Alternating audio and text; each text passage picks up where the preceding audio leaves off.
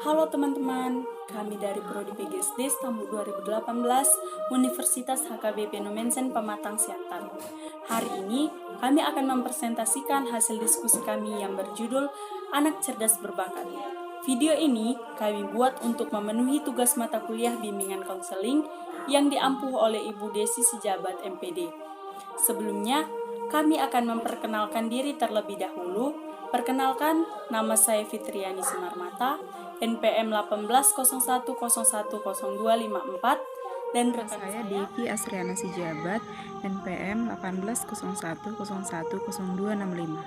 Nama saya Hartaulina Hutasoid, NPM 1801010276. Oke, baiklah. Perkenalkan, nama saya Rosari Maya Afrida Jebua, NPM 18010102. Renda Saragi, NPM 180101026. Pada hari ini, kelompok kami akan membahas apa itu anak cerdas dan berbakat. A. Pengertian anak cerdas dan berbakat. Menurut kelompok kami, anak cerdas dan berbakat itu cerdas merupakan anugerah bawaan dari lahir dan tidak bisa dicari. Kemampuan berpikir orang cerdas sangatlah cepat, sehingga ia sangat mudah mengerti, memahami, dan menangkap maksud dari suatu kondisi atau keadaan. Kemudian berbakat. Berbakat merupakan kemampuan yang dimiliki individu sejak lahir sebagai suatu potensi yang apabila dapat dikembangkan dengan baik atau dipupuk akan dapat melahirkan sesuatu yang luar biasa. Dan kelompok kami menyimpulkan bahwa anak cerdas dan berbakat yaitu adalah anak yang memiliki prestasi dari hasil pengembangan bakat yang sudah dia miliki sejak lahir. B. Karakteristik dan kebutuhan anak cerdas berbakat. Perbedaan program pendidikan anak cerdas berbakat dengan anak biasa bukan sekedar berbeda, tetapi secara kualitatif memang harus berbeda. Perbedaan kualitatif ini mutlak perlu karena anak-anak cerdas dan berbakat memiliki karakteristik dan kebutuhan serta permasalahan yang berbeda dengan peserta didik biasanya. Cerdas berbakat pada umumnya memiliki karakteristik seperti berikut. Pertama, mempunyai rasa ingin tahu yang tinggi.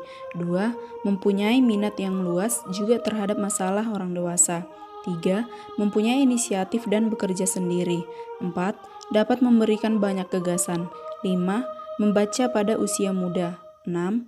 Membaca lebih cepat dan lebih banyak. 7. Mempunyai pengamatan yang tajam. 8. Dapat berkonsentrasi untuk jangka waktu yang panjang. 9. Berpikir kritis juga terhadap diri sendiri. 10. Mempunyai daya ingat yang kuat. 11. Mempunyai banyak kegemaran. 12. Mempunyai daya imajinasi yang kuat. Dan yang terakhir adalah cepat menangkap hubungan sebab akibat. Identifikasi anak cerdas dan berbakat.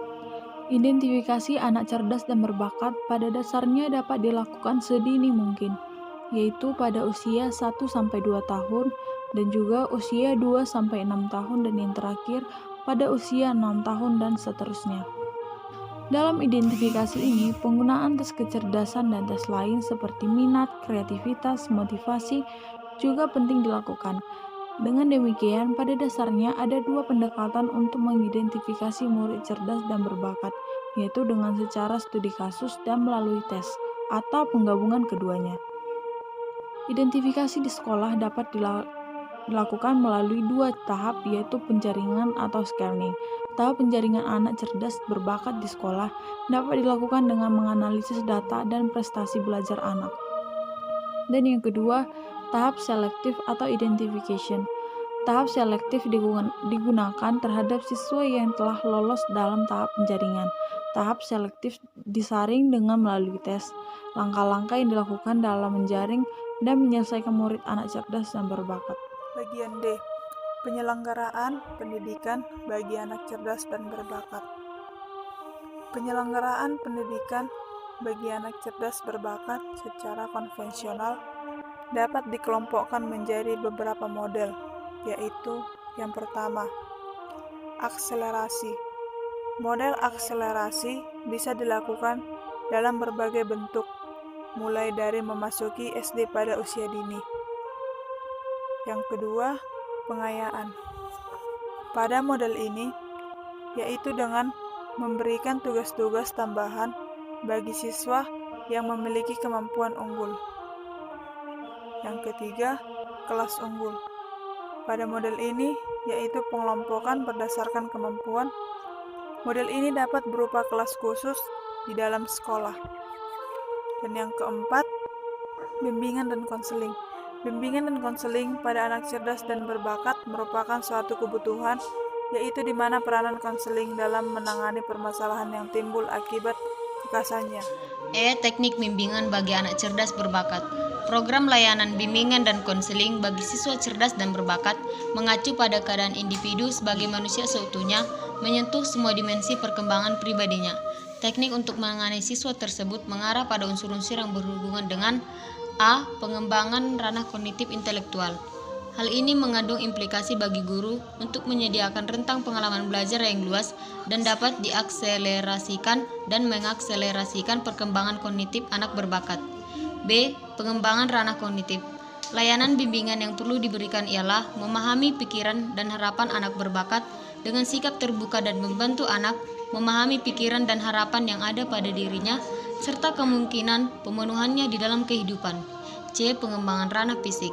Kemampuan anak berbakat yang cenderung berkembang lebih awal dari usia pada umumnya mengkehendaki layanan pendidikan yang memungkinkan anak memperoleh pengalaman memadukan pola perkembangan berpikir dalam perkembangannya. 4. Perkembangan ranah intuitif. Layanan pendidikan bagi anak berbakat perlu memperdulikan pengembangan pengalaman yang mendorong dia untuk berimajinasi dan berkreasi. 5. Pengembangan ranah kemasyarakatan.